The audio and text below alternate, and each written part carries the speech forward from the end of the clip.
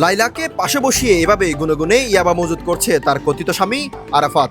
কক্সবাজার শহরে আলোচিত কটেজ জোনের শেষের গলিতে শাহজাহানের ভাড়া বাসায় অবস্থান করে এভাবে ইয়াবা কারবার চালিয়ে যাচ্ছে আরাফাত। লাইট হাউসের বাকবোনা এলাকায় বসবাস ইয়াবা কারবারি আরাফাতের। ইয়াবা ব্যবসার সুবাদে কটেজ জোনে লাইলার ডেরায় হাজিরা দেন আরাফাত। ইতিমধ্যেই কটেজ জোনের শেষের গলিটি ইয়াবা জোনের গলি হিসেবেই বেশ খ্যাতি অর্জন করেছে। শাহজাহানের ভাড়া বাসায় অবস্থান করে দীর্ঘদিন ধরে ইয়াবা কারবার চালিয়ে যাচ্ছে লাইলা। এই লাইলা সেই লাইলা নয়, এই লাইলা কটেজ জোনের আলোচিত লাইলা, যে লাইলা কটেজের অলিতে গলিতে এভাবে ইয়াবা বিক্রি করে যাচ্ছে নিয়মিত। লাইলার কাছ থেকে ইয়াবা কিনতে দেখা যায় কটেজ জোনের দালাল আলমগীর সহ কয়েকজন ব্যক্তিকে। লাইলার কথিত স্বামী আরাফাতের নিয়মিত অবস্থান লাইলার ভাড়া বাসায়, যেখানে নিয়মিত চলে ইয়াবা গণনা।